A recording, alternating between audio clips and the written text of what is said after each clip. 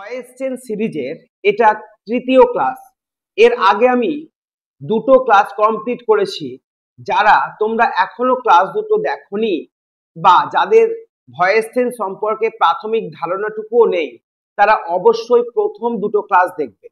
এবং শিখতে হলে তোমাদেরকে এই ডে বাই ডে একটা একটা করে ধাপ পেরিয়েই শিখতে হবে, কারণ কোনো শর্টকাট নিয়মে কিন্তু শেখার কোনো উপায় নেই।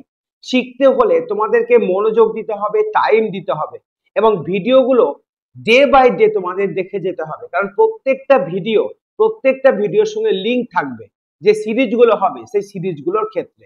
এরকম তোমাদের আমি ন্যারেশন চেঞ্জ, ডিগ্রি চেঞ্জ বা আরো অন্যান্য গ্রামাটিক্যাল স্ট্রাকচার যেমন sentence formation, joining, splitting, verb form সবগুলোই কিন্তু ওয়ান বাই ওয়ান সিরিজ আকারে আমার প্লে লিস্টে সাজানো থাকবে। একদম ক্লাস 7 থেকে ক্লাস 10 পর্যন্ত মাধ্যমিক পরীক্ষার্থী যারা রয়েছে তাদেরও এই ভিডিওগুলো অবশ্যই কাজে লাগবে এবং বিশেষ করে মাধ্যমিককে টার্গেট করেই কিন্তু আমাদের এই ক্লাসগুলো। তো দেখো, আমরা প্রথম যে ক্লাসটা হয়েছিল সেই প্রথম ক্লাসে আমরা প্রেজেন্ট ইনডেফিনিট টেন্সের ভয়েস চেঞ্জ শিখেছিলাম। প্রেজেন্ট ইনডেফিনিট টেন্স, এই প্রেজেন্ট ইনডেফিনিট টেন্সের আরেকটা নাম কি বলো? আরেকটা নাম হলো সিম্পল প্রেজেন্ট টেন্স। তাহলে এর রুলস কি ছিল? Subject plus V1 plus object, এই ছিল রুলস। তাহলে আমরা কি করছিলাম? অবজেক্ট সামনে আসছিল, সাবজেক্ট হয়ে যাচ্ছিল, অবজেক্টটা সামনে আসছিল, সাবজেক্ট হয়ে যাচ্ছিল পিছনে, এবং মাঝখানে বসছিল am অথবা ইজ অথবা আর, তিনটের মধ্যে একটা, এবং তারপরে বসছিল ভার্বের 3 নম্বর ফর্ম এবং বাই প্রিপোজিশন, তারপরে সাবজেক্ট। এই ছিল আমাদের রুল।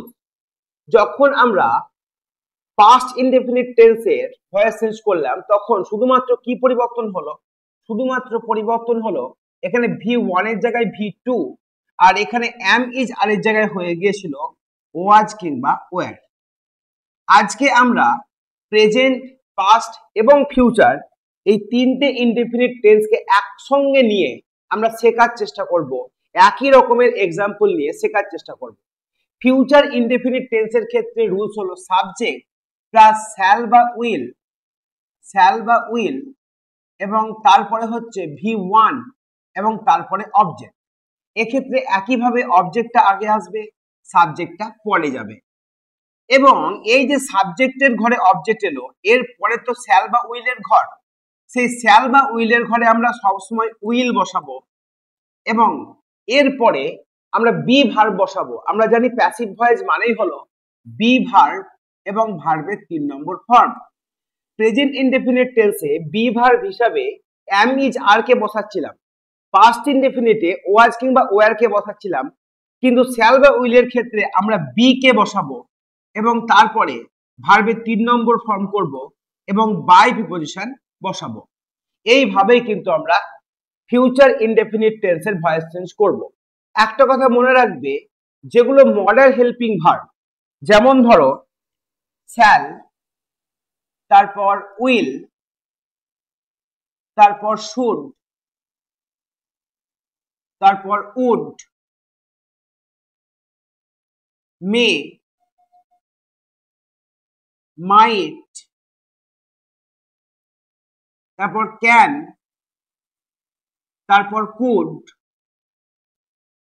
মাস্ট, এইগুলোর পরে সব সময় বি ভার্বই বসবে, অর্থাৎ am is R was were been being না বসে ডাইরেক্ট বি বসবে, এটা যেন মাথায় থাকে। সেজন্য শ্যাল বা উইলের পরে আমরা বি বসাবো। এবার আমরা প্রথম এক্সাম্পলে চলে আসি সেন্টেন্স নাম্বার 1। সেন্টেন্স নাম্বার 1 এ দেখো প্রেজেন্ট টেন্স অর্থাৎ তার অ্যাক্টিভ ভয়েস দেওয়া আছে, সাবজেক্ট, তারপরে V1 writes a letter, object, সে একটি চিঠি লেখে, হি রাইটস এ লেটার। তাহলে এক্ষেত্রে আমরা কি করব? এ লেটারটাকে আগে নিয়ে আসবো, তাহলে আমরা লিখবো এ লেটার। তারপর যেহেতু এটা V1 সেহেতু আমরা am is আর এর মধ্যে বসাবো, আর এ লেটার মানে একটা থার্ড পারসন সিঙ্গুলার নাম্বার, সেই জন্য এখানে ইজ বসবে, এ লেটার ইজ। তারপর রাইটের 3 নম্বর হচ্ছে রিটেন, তারপর বাই। এবার হি থাকলে সাবজেক্টের হি অবজেক্টে হয়ে যায় হিম, তাহলে আমাদের জানতে হবে প্রোনাউন গুলোর কিরকম পরিবর্তন হয় সাবজেক্ট বা অবজেক্টের ক্ষেত্রে। দেখো, সাবজেক্ট এবং অবজেক্টের ক্ষেত্রে প্রোনাউনের পরিবর্তন হয়। যেমন আই থাকলে হয় মি, উই থাকলে হয় আস, ইউ থাকলে কোনো পরিবর্তন হয় না, ইউই বসে। হি থাকলে হিম, সি থাকলে হার, দে থাকলে দেম, আর আরেকটা ইট, ইট থাকলে ইটটাই বসে। তাহলে এই প্রোনাউনের পরিবর্তনগুলো অবশ্যই তোমরা খাতায় নোট করে নেবে। বোঝা গেছে? আচ্ছা, এবার আমরা চলে আসবো পাস্ট ইনডেফিনিট টেন্সের ভয়েস চেঞ্জের ক্ষেত্রে। দেখো, এখানে আছে হি রোট এ লেটার, তাহলে এটা V2, তাহলে আমরা কি লিখবো? A letter. তারপরে এম ইজ আর না বসে কি বসাবো? ওয়াজ কিংবা ওয়ার, কারণ রোট V2 আছে, এখানে ওয়াজ বসবে একের জন্য। তারপরে যেমন হয় ভার্বের 3 নম্বর ফর্ম রিটেন বসবে, তারপর বাই, তারপর বসবে হিম। তাহলে এ হয়ে গেল আমাদের তোমার পাস্ট ইনডেফিনিট টেন্সের ভয়েস। এবার আমরা শিখব যে কি করে আমরা ফিউচার ইনডেফিনিট টেন্সের ভয়েস চেঞ্জ করব। এক্ষেত্রে লক্ষ্য করো যে আমাদের উইল আছে, তাহলে এ লেটার হি এর জায়গায় আসবে, তাহলে হি এর জায়গায় বসালাম এ লেটার, তারপর উইলের জায়গায় বসালাম উইল। এবার আমরা অ্যামিজার ওয়াজার না বসিয়ে বি বসাবো, তারপরে ভার্বের যেমন 3 নম্বর ফর্ম করি রিটেন, সেরকম 3 নম্বর ফর্ম করব, তারপরে বাই, তারপরে হি থাকলে হিম। তাহলে he will write a letter, সে একটি চিঠি লিখবে, a letter will be written by him, একটি চিঠি তার দ্বারা লেখা হবে। এবার আমরা পরপর বিভিন্ন সেন্টেন্স প্র্যাকটিস করে যাব অ্যাকর্ডিং টু টেন্স। দেখো, প্রথমটা প্রেজেন্ট টেন্স, সিংস V1, তাহলে V1 এর ক্ষেত্রে আমরা কি করব? A song she sings a song, তাহলে এ সং ইজ। এবার এই সিং এর 3 নম্বর হলো সাং, SUNG সাং, বাই সি থাকলে আমরা জানি হয় হার, তাহলে a song is sung by her. এবার দেখো আছে স্যাং, অর্থাৎ ভার্বের 2 নম্বর ফর্ম, তাহলে এক্ষেত্রে কি করব? এ সং 2 নম্বর ফর্মের জন্য ওয়াজ, তারপর যেমন ভার্বের 3 নম্বর ফর্ম বসে সাং, তুমি সাং বসবে, তারপর বাই, তারপর সি থাকলে হার। এবার ফিউচার ইনডেফিনিট টেন্সের ক্ষেত্রে কি করব? এ সং, তারপর কি বসবে? উইল, তারপরে উইল জায়গায় উইল বসলো, এবার বি বসবে, তারপরে সাং, তারপরে বাই, তারপরে হার। এবার তোমরা পার্থক্যটা ভালো করে লক্ষ্য করো যে প্রেজেন্টের ক্ষেত্রে অ্যাম ইজ আর এর মধ্যে বসছিল, পাস্টের ক্ষেত্রে ওয়াজ কিংবা ওয়ার এর মধ্যে বসছিল, ফিউচারের ক্ষেত্রে উইল বি বসছিল, এবং সব সময় কিন্তু ভার্বের 3 নম্বর ফর্ম হচ্ছিল। এটাই কিন্তু হবে, সবসময় ভার্বের 3 নম্বর ফর্ম হবে।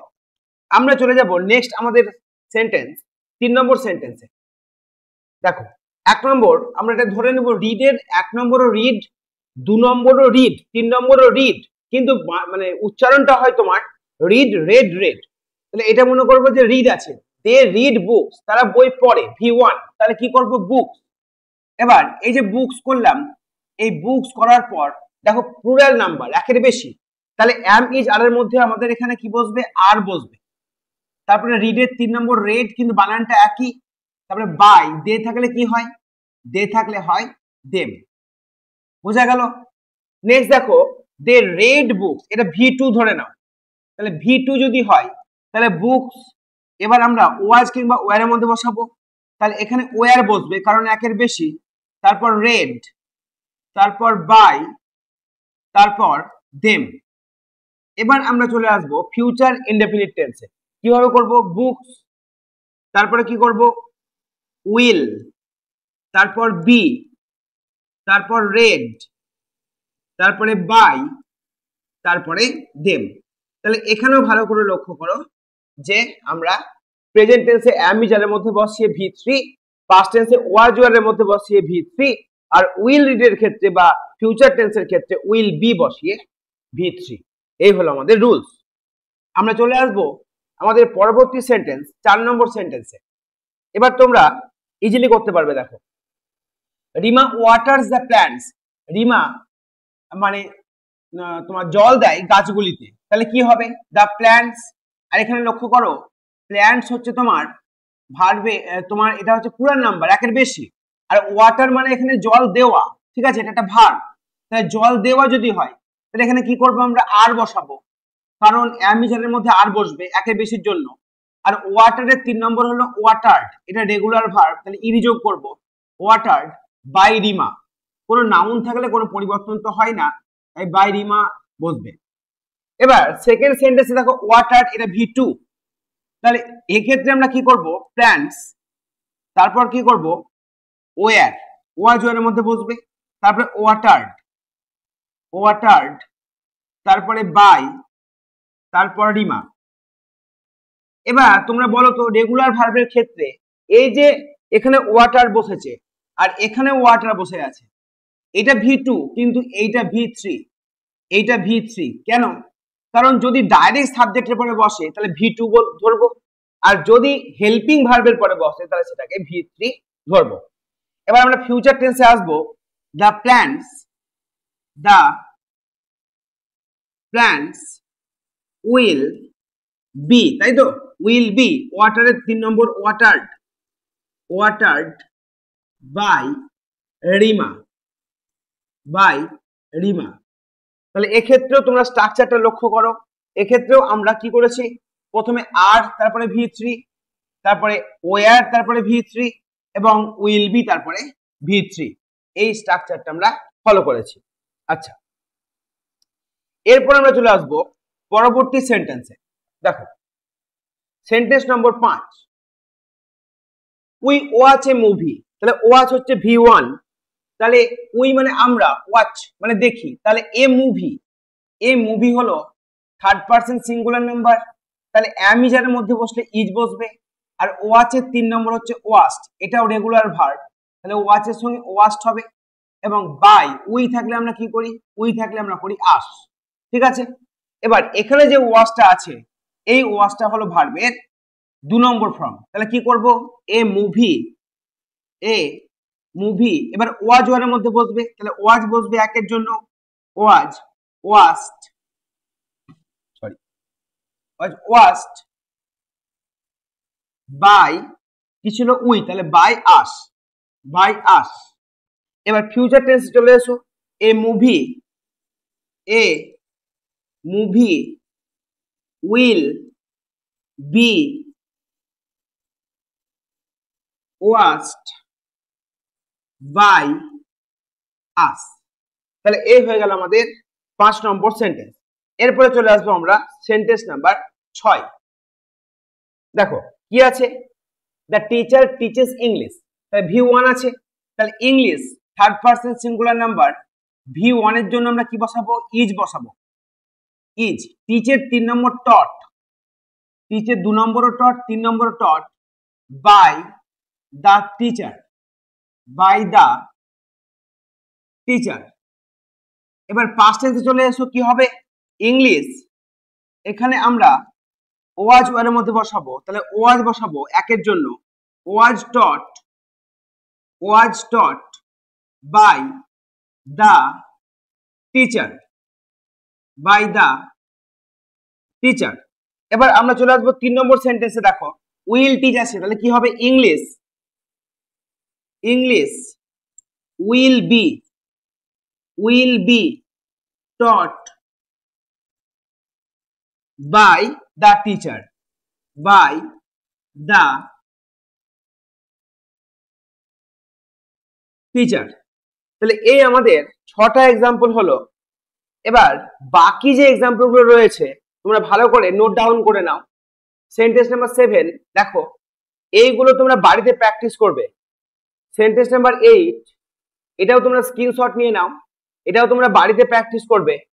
সেন্টেন্স নাম্বার 9 এটাও তোমরা স্ক্রিনশট নিয়ে নেবে এবং প্রত্যেকটা সেন্টেন্স বাড়িতে প্র্যাকটিস করবে।